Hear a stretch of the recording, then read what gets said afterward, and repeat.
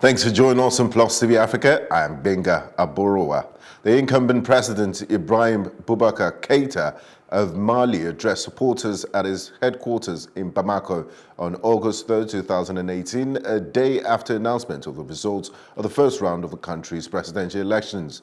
Keita won 41.42% of votes in the July 29 presidential elections in the sprawling West African nation, easily ahead of the second-place rival, Soumaïla Cissé, with 17.8%.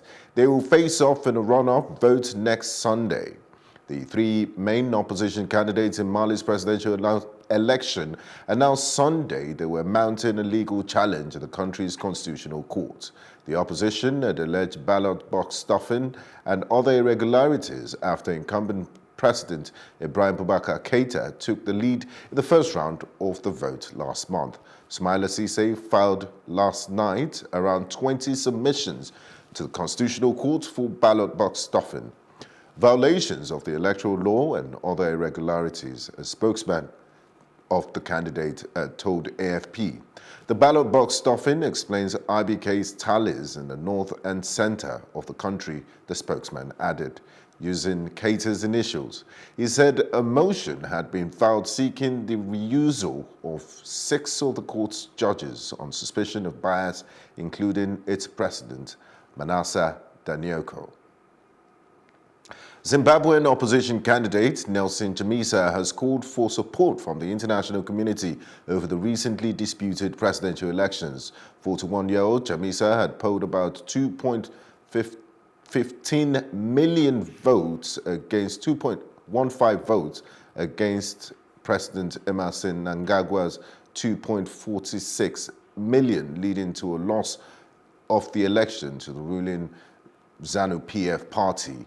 The election, which has been the Zimbabwean Electoral Commission, announced President Mnangagwa as the winner, an action which has resulted to wide-scale violence across the country. Our correspondent, Amadine Uyi, brings us an update of the events. Confusion, chaos and anarchy on the streets of Harare, Zimbabwe.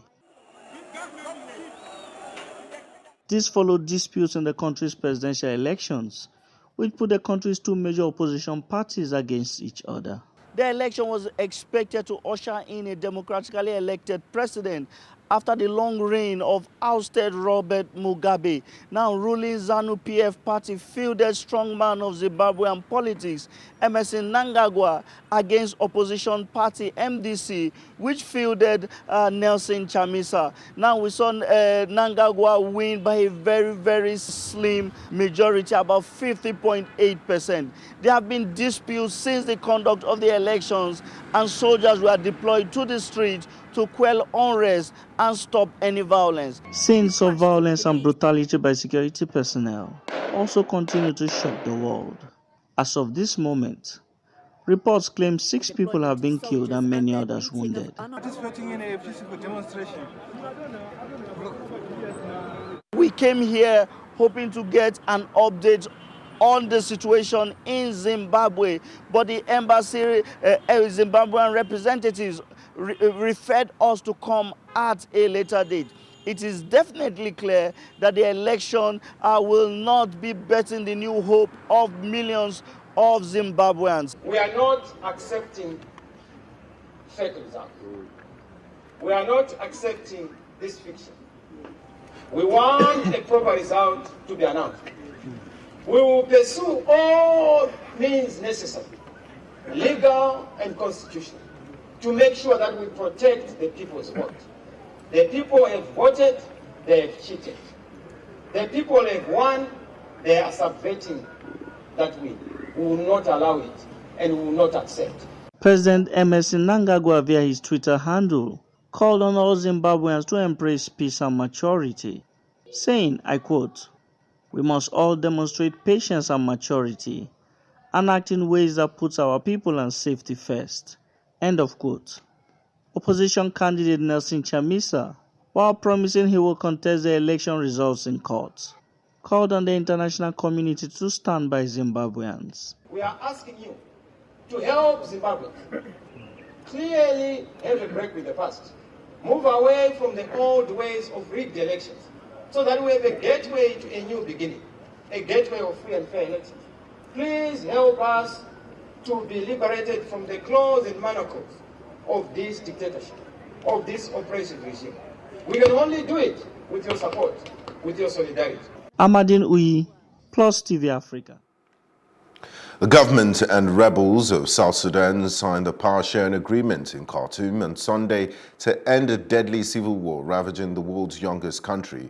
Under the agreement, Riek Machar will join a government of national unity and become the first vice president. President Salva Kiir's team will take 20 positions in the new 35-member government. 9 positions will go to Machar's group and the rest will go to other small opposition groups. The parliament will have 550 members, 332 from Kiir's group and 128 from Machar's group. Mr. Kiir and Mr. Machar have already agreed to a permanent ceasefire and to withdraw their troops from urban areas. Both sides signed the preliminary power-sharing agreement on the 25th of July, and to complete this process, negotiations will continue until a final peace agreement is signed. Once the final peace agreement is signed, the belligerents would have 3 months to form a transitional government, which will be in power in the country for a period of 36 months. Jawar Mohammed, an online activist and fierce critic of Ethiopia's one-party government through its outlet, Oromia Media Network, returned to the country on Sunday after 13 years in exile. Jawar is the latest opponent of the ruling Ethiopian People's Revolutionary Democratic Front to come home since Prime Minister Abiy Ahmed took office in April and announced sweeping reforms. It's good to be here. It's good to not be a terrorist anymore, Jawar told a press conference in the capital, Addis Ababa. Through his media outlet, OMN, Jawar had promoted strikes and anti-government protests, particularly among the country's largest ethnic group, the Oromo. Protests that began in late 2015 among the Oromo then spread to the second largest group, the Amhara, left hundreds dead and prompted the government to twice declare a nationwide state of emergency to halt the unrest. It also played a role in the resignation last February of Prime Minister Haile Mariam Desalegn, who struggled to appease the protesters. The senior special assistant to the Nigerian president on foreign affairs and diaspora, Mrs. Abike Dabiri-Arewa, says that 116 Nigerian migrants trapped in Libya slave camps will soon be repatriated home. Dabiri-Arewa made this in a statement by media aide Abdul Rahman Balogun on Sunday in Abuja. She said the federal government and the International Organization for Migration have located the detention camps of the Nigerians and offered to bring those willing back home. The Nigerian mission in Tripoli, she said, has traced the migrants to Osama Detention Center, Zawiya, Libya, and according to her, 116 migrants have been processed online by the Nigerian mission and the International Organization for Migration for repatriation back to Nigeria, while 24 of them insist they must go to Europe. She said the federal government moved to rescue the detained migrants after their plea for assistance through a video clip from Libya on the 8th of July. In the video, the stranded Nigerians who veiled their faces said that their final destination is Europe, but was intercepted by the security agencies in Libya and locked up in dehumanizing conditions. The migrants had in the video said they were being tortured to death daily under dehumanizing conditions. Dabiri-Arewa said that 9,438 Nigerian migrants had so far been repatriated by the federal government and the IOM. The Kaduna State Executive of the All Progressive Congress has said it's not backing down on the indefinite suspension it imposed on the senator representing Kaduna Central, Shehu Sani. The state APC rejected the directive of the party's National Working Committee that Sani's suspension should be called off. The APC National Working Committee had in a statement on Sunday by the party's acting National Publicity Secretary, Yakini Nabena in Abuja, directed the Tudunwada ward to lift the suspension imposed on Sani, but rejecting the directive, the Kaduna APC, in a statement by its Assistant Publicity Secretary, Salisu Usonu, contended that the constitution of the party did not confer any power on the national leadership of the party to quash decisions made at the state, local government and ward levels. The Kaduna APC, while emphasizing that it would not sacrifice its cohesion, discipline and unity for political expediency, reiterated that it had for long and consistently battled to uphold respect for the party's constitution. Nigeria's human rights lawyer, Mr. Femi Falana, senior advocate of Nigeria, has said lawmakers who defected from the All Progressive Congress to the People's Democratic Party are to resign from the legislature. In a statement made available to news reporters yesterday, Falana advised the defectors, who are mostly members of the reformed All Progressive Congress, to seek a fresh mandate from the electorate. Falana, however, stated that the defection of the governors of Benue, Kwara, and Sokoto did not break the law and condemned an alleged attempt by 8 of the 30 members of the Benue House of Assembly to impeach Governor Samuel Ortom. The activists also warned the All Progressive Congress to drop forthwith any impeachment moves against the Senate President because it requires the support of a two-thirds majority of the Senate. 53 members of the National Assembly dumped the ruling party and moved to the opposition, with most of them citing divisions as the reason for leaving. Amongst the lawmakers were 37 members of the House of Representatives and 15 senators, including the Senate President, Bukola Saraki. Kano State Deputy Governor Hafiz Abubakar has resigned his appointment. The Deputy Governor, in a letter addressed to the State Governor Abdullahi Ganduje on Sunday, claimed his resignation was necessary due to disrespect of his office and unjust treatment by the governor. He said, and I quote, "I have endured immeasurable and unjustifiable humiliation for over 2.5 years without any reason other than my principal position on the issues of governance and the desire to keep the government on track. Under the circumstances and given the deteriorating state of affairs and your continued disrespect for the office of the Deputy Governor, as well as your expression of several injustices on my person, I regret to say that I have no option than to succumb to my inner callings." His resignation letter read in part. Abubakar, in his resignation letter, said he had desired to remain in the office until the end of their tenure, but chose to resign due to irreconcilable differences with the governor.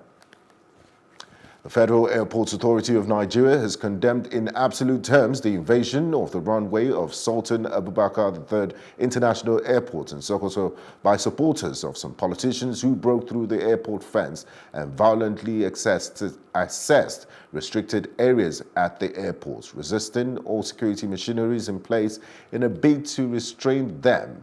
The General Manager, Corporate Affairs of FAAN, Henrietta Yakubu, in a press release on Sunday, described the incident, which occurred on Friday, August the 3rd, as a gross violation of the security and safety arrangements at the airport. This is in reference to former Governor of Sokoto, Senator Aliyu Wamako's visit to the state followed the huge crowd that received the senator and his party in Sokoto on Friday.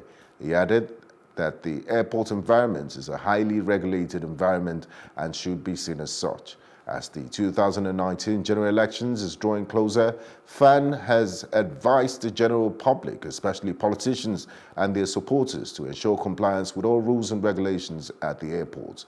Normalcy was, however, restored as a team of aviation security officers were able to curtail the situation. The Nigerian presidency on Sunday appealed to the National Assembly to reconvene as urgent matters pending before it may affect the running of Nigeria and matters affecting Nigerians. The appeal was made by the Senior Special Advisor to the President on National Assembly Matters, Senator Ita Enang, at a news conference in Lagos. The news agency of Nigeria recalls that the Nigerian Senate on 24th of July adjourned sitting for the next 2 months. President of the Senate, Dr. Bukola Saraki, announced the adjournment at plenary following a motion on the siege on Saraki and the Deputy Senate President, Ike Ekweremadu, by security operatives. The Senate is expected to reconvene on September 25th. There are reports that some of the pending urgent issues before the adjournment included the approval of a supplementary budget to fund the 2018 budget and the 2019 general elections.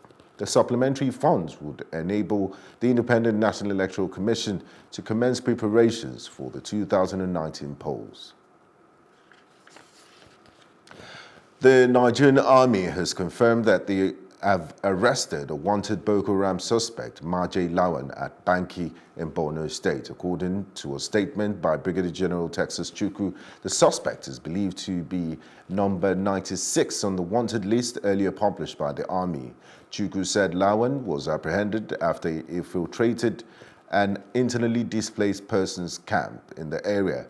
Meanwhile, Chukwu said troops had neutralized 2 terrorists at Malari village, also in Borno State, during an ambush, while others fled into the bush. He said 10 bicycles were recovered from the terrorists during the encounter. In a similar development, he said troops had dislodged armed militia from their camp at Banjimba Ako Axis in Guma local government area of Benue State. The World Health Organization has said the rising global incidence of cancer should worry African countries, especially Nigeria, where the disease is most prevalent. In Nigeria, about 10,000 cancer deaths are recorded annually, while 250,000 new cases are recorded yearly.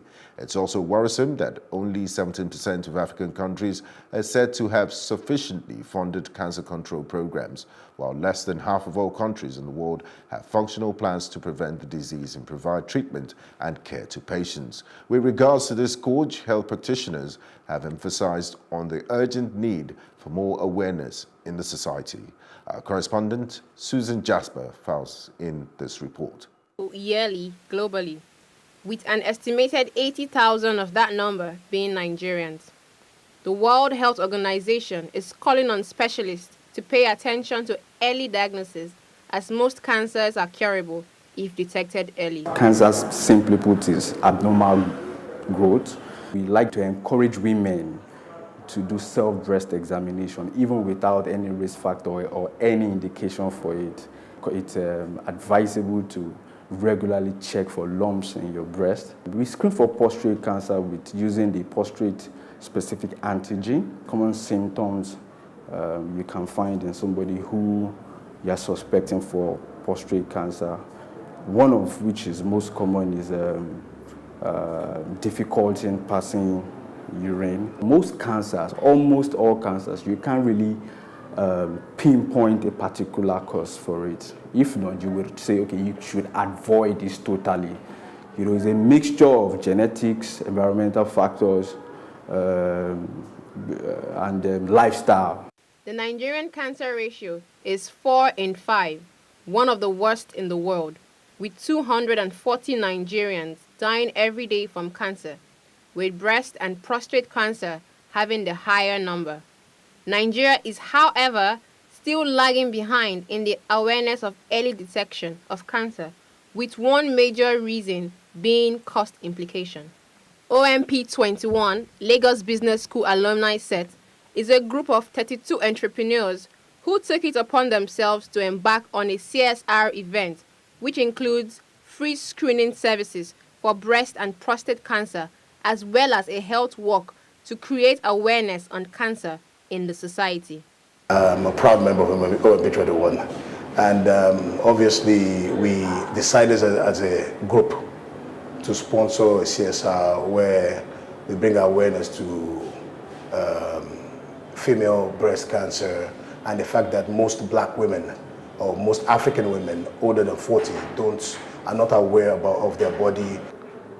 Screening as a man does not portray that you are weak. Generally, it is important that women have this healthy habit of eating right, exercising, going for checkups. With a change in the demography of cancer, which is no longer an ailment of the aged, the need for regular screening cannot be overemphasized. Susan Jasper, Plus TV Africa. When we return, we'll bring you updates on the foreign scene and business news. Do stay with us.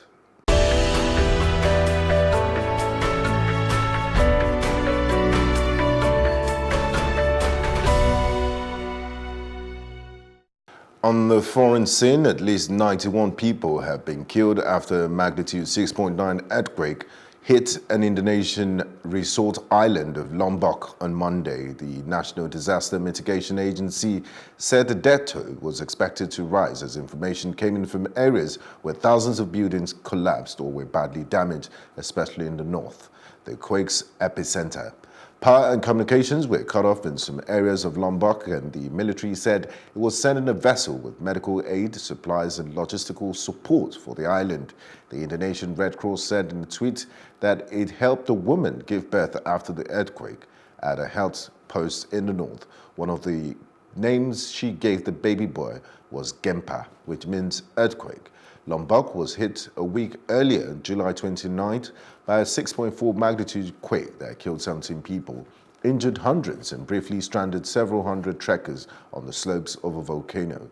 The Indonesian Agency for Meteorology, Climatology and Geophysics said that more than 120 aftershocks were recorded after Sunday evening's quake, whose magnitude by the United States Geological Survey revised down to 6.9 from an original 7.0 on the Richter scale.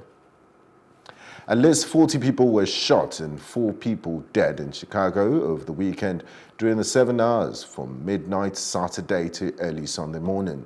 City police said on Sunday a stacked violence streak in the city, where authorities say gun violence has been decreasing this year. These were both random and targeted shootings in our streets, said Fred Whaley, the chief of patrol division of the Chicago Police Department, in a press conference. He said most of the shootings are connected to gang violence in the city of about 2.7 million people, the third largest in the United States. Police said gunmen targeted a block party, a gathering after a funeral, and other gatherings on the night where thousands of people gathered for a downtown concert. Local media reported that the brunt of the violence happened in the city's west side, where 25 people were shot in separate attacks. Whaler touted that shootings in 2018 were down from last year. We'll go on a quick break now. When we return, it will be time for business news. Do stay with us.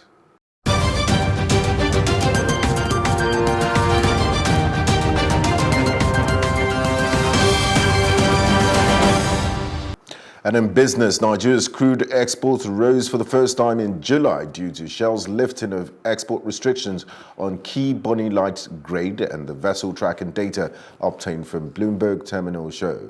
The biggest crude export rises were from Brass, Bonny and Forcados. Bonny Light increased to 127,000 barrels per day in July from 87,000 barrels per day in June.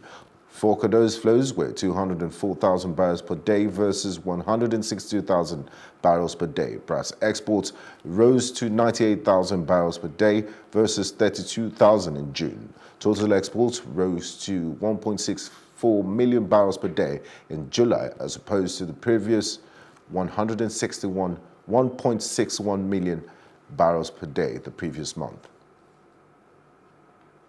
The Africa Report, an international publication of reference dedicated to African affairs, has ranked Kwara State in Nigeria as second in infrastructure and economic growth. In the July-August report titled The State of the States, a survey of Nigeria's 36 states used fighting poverty, providing access to electricity, facilitating business, and raising local revenue as indices. In terms of internally generated revenue per capita, Kwara State ranked 7th out of 36 states of the Federation, while it ranked 10th in the ease of doing business. The state also ranked 10th on the Poverty Index. In terms of access to electricity, Kwara State ranked 3rd and 6th in the number of internet users in the country. The summation of the indices put Kwara at 2nd position in the progress report. We'll go on a quick break now. When we return, it will be time for entertainment and sports news. Do stay with us. And in entertainment, popular Nigerian comedian Jefta Bowoto, also known as Akpororo, has been honored as an entire street in Lagos has been named after him. The proud father of twins shared the information on social media, saying, and I quote, "I am nothing without God, that's why I don't brag. Favor and grace speak for me. Every month I dance and praise God from street to street. Today I am blessed with one. My life is a testimony." End of quote. Following the hospitalization of pop sensation Demi Lovato, she has, for the first time, released a statement since the incident of her drug overdose, which took place last month. She said, and I quote, "I have always been transparent about my journey with addiction. What I have learned is that this illness is not something that disappears or fades with time. It is something I must continue to overcome and have not done yet. I want to thank God for keeping me alive and well, and to my fans, I am forever grateful for all of your love and support through this past week and beyond. Your positive thoughts and prayers have helped me navigate through this difficult time." End of quote. American singer Ciara has donated $5,000 to a fund that is supporting a baby named Christian who is battling cancer. She made the donation upon seeing a viral video of the dad dancing to her song Level Up while his son was receiving chemotherapy in the Children's Hospital of Philadelphia. She paid a recent visit to the one-year-old child and his father, Kenny Thomas, at the hospital. And that's it on entertainment, the very best in sports, right after this.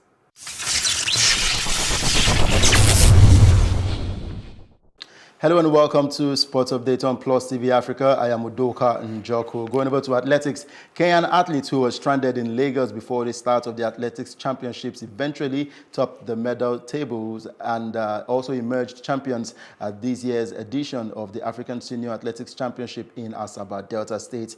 And the East Africans fended off challenges of immediate past champions South Africa and host Nigeria to win the athletics championship at the end of day 5, finishing with 11 gold medals, 6 silver medals, and 2 bronze medals, making it 19 medals in total for Kenya. And South Africa finished second with 13 medals, 9 gold, 13 silver, and 8 bronze medals. And host nation Nigeria also finished third with 9 gold medals, 5 silver medals, and 5 bronze medals, making it 19 in general in total for Nigeria. And fourth place Morocco with 2 gold medals, 3 silver, and 4 bronze medals. And fifth place Ethiopia with 2 gold, 2 silver, and 3 bronze medals. And during the closing ceremony, Nigeria passed the hosting baton to the North Africans through the handover of the CAA flag. And the next one will surely be coming from Algeria. And over to football, Mario Gomez has retired from international football, and the 33-year-old Stuttgart player wrote on Facebook on Sunday that now it is time to make way and give the many young and highly talented lads the opportunity to fulfill their dreams. And Gomez said he would only come back if Germany's coach sees a need for improbable reasons at the 2020 European Championship. And Mario Gomez is the second to retire from Germany's national team after Mesut Ozil, who retired amid lingering controversy over a pre-tournament photo with Turkish president. He quit last month in an angry announcement criticizing Germany's Football Federation, fans and media for what he termed racism towards people with Turkish roots. And Gomez, who scored 31 goals in 78 appearances for Germany, called it quits, and of course will no longer be playing for the German team. And veteran Cameroonian striker Samuel Eto'o has had his contract with Konyaspor terminated by mutual consent. And the 37-year-old former Indomitable Lions captain had only joined the Turkish side in January on a 2.5-year contract and scored 6 goals in just 14 appearances to help the club survive relegation. But amid rumors of a possible return to Spain or France, Eto'o has had his stay cut short on the basis of a previously agreed negotiation. And of course, wrapping up at the ongoing night edition of the FIFA Under-20 Women's World Cup in France, Nigeria will be up against Germany by 12:30. Wishing the ladies all the best in that one. And that's all on Sport Update on Plus TV Africa. I am Udoka Njoko.